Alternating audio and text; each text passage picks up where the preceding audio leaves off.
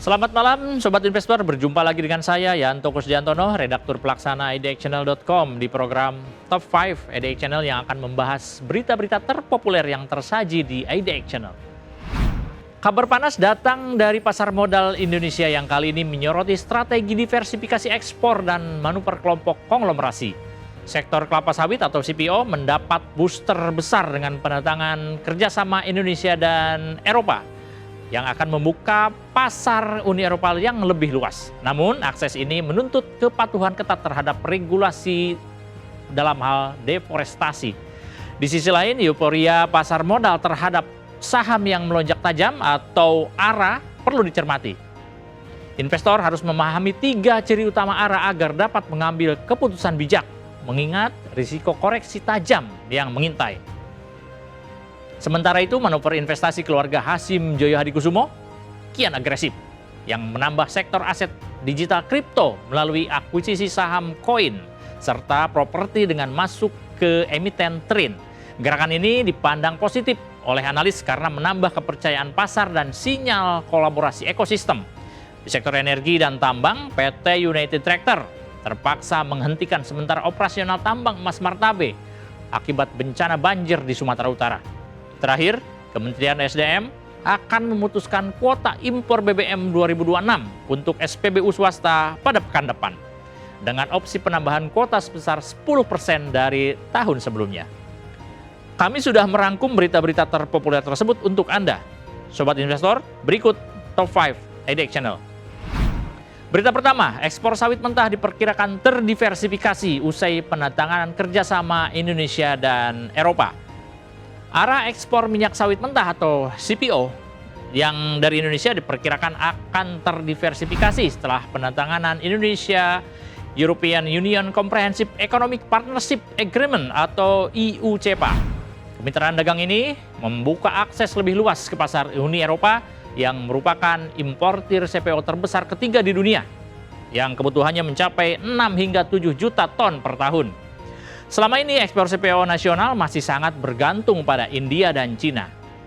Diversifikasi ini turut diperkuat oleh penurunan tarif impor kelapa sawit oleh India menjadi 10%. Namun, penetrasi ke Uni Eropa membutuhkan penyesuaian terhadap regulasi lingkungan, di mana Eropa mewajibkan verifikasi bahwa produk CPO tidak berkaitan dengan deforestasi.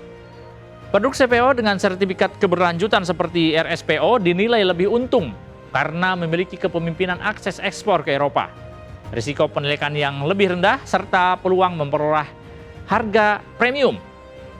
Pembukaan akses pasar ke Eropa ini juga dipandang sebagai peluang penting di tengah penurunan volume ekspor akibat dampak cuaca di tahun sebelumnya.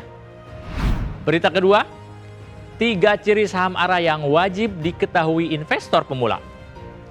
Saham auto rejection atas atau ARA adalah istilah ketika harga saham mencapai batas kenaikan maksimal yang diizinkan Bursa Efek Indonesia atau BI dalam 1 hari perdagangan. Kebijakan ini bertujuan untuk menjaga stabilitas pasar dari euforia atau spekulasi yang terlalu ekstrim. 3 ciri utama saham ARA perlu dicermati oleh investor pemula. Ciri pertama adalah kenaikan harga yang tepat menyentuh batas atas auto rejection di Bursa Efek Indonesia yang berdasarkan rentang harga saham, 35% untuk harga di bawah Rp200, 25% untuk harga 200 hingga 5.000, dan 20% di atas 5.000. Ciri kedua adalah adanya antrean beli yang sangat menumpuk di sisi bid tanpa adanya penjual. Ini mengindikasikan permintaan tinggi dan pasokan yang terbatas. Ini justru sering dipicu oleh berita positif atau spekulasi jangka pendek. Adapun ciri ketiga adalah lonjakan volume transaksi yang signifikan karena efek FOMO. Meskipun kenaikan harga ini menggiurkan, investor harus tetap berhati-hati karena saham ARA sangat berisiko mengalami koreksi tajam atau auto rejection bawah atau ARB di kemudian hari. Oleh karena itu, analisis fundamental tetap dianjurkan sebelum membeli. Berlanjut ke berita ketiga, manuver keluarga Hasim Joyo Hadikusumo di bursa, dari saham WiFi ke koin dan TRIN.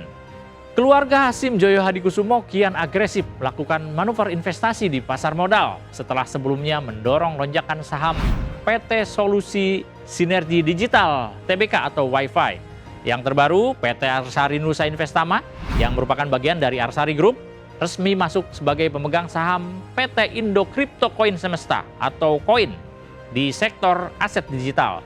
Arsari Group melihat Koin memiliki fondasi kuat untuk mengembangkan industri kripto nasional. Di sektor properti, Rahayu Saraswati Joyo Hadikusumo berencana mengambil alih hingga 5% saham PT Perintis Trinity Property Tbk atau TRIN pada tahap awal, dengan opsi peningkatan hingga 20%. Dengan bergabungnya Rahayu Saraswati sebagai komisaris utama sekaligus pemegang saham, TRIN menargetkan percepatan proyek termasuk penguatan fokus pada rumah tapak, logistik park, dan pusat data. Manuver investasi keluarga ini dinilai analis memberikan dorongan positif di pasar.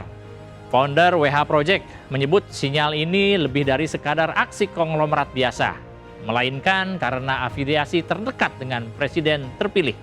Secara teknikal, saham Koin dilihat memiliki pola inverted head and shoulder dengan target kenaikan hingga 5.500. Sementara Wi-Fi memiliki target teknikal hingga 5.500 juga. Berita keempat, United Tractor hentikan sementara operasional tambang emas Martabe di Sumatera Utara.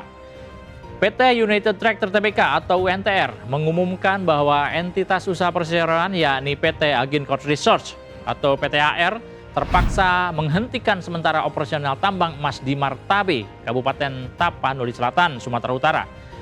Penghentian sementara ini dimulai sejak 6 Desember 2025 menyusul terjadinya bencana banjir dan longsor di wilayah tersebut.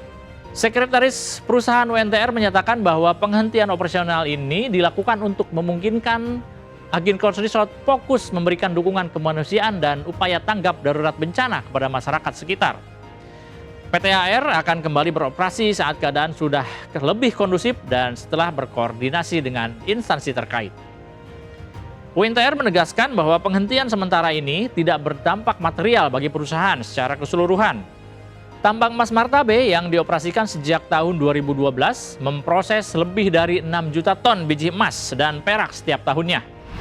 Berita kelima, ESDM akan putuskan kuota impor BBM SPBU swasta 2026 pada pekan depan. Kementerian Energi dan Sumber Daya Mineral atau ESDM berencana memutuskan kuota impor bahan bakar minyak atau BBM pada tahun depan bagi SPBU swasta. Keputusan ini akan diambil pada pekan depan. Dirjen Migas Kementerian ESDM menyatakan bahwa opsi-opsi terkait kuota impor ini sudah dirumuskan dan akan disampaikan kepada Menteri ESDM untuk pengambilan keputusan final. Salah satu opsi utama yang sedang dipertimbangkan adalah penambahan kuota impor sebesar 10% dari kuota impor yang berlaku pada tahun ini. Kebijakan kuota impor ini cukup kritis, mengingat pada 2025 sejumlah SPBU swasta seperti Shell dan BP mengalami kehabisan kuota pada pertengahan tahun. Sebelumnya, solusi yang ditawarkan Kementerian SDM kepada SPBU swasta yang kehabisan adalah dengan melakukan kolaborasi antar bisnis atau B2B dengan Pertamina Patraniaga.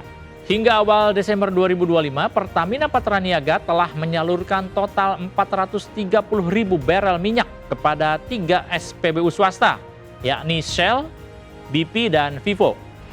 Demikian Top 5 IDX Channel edisi kali ini. Saya Yanto Kusdiantono pamit undur diri. Harap diingat bahwa segala keputusan pembelian maupun penjualan saham sepenuhnya berada di tangan Anda, Sobat Investor. Pantau terus berita ekonomi, bisnis, dan pasar modal hanya di IDX Channel TV, idxchannel.com, dan media sosial IDX Channel. Sampai jumpa.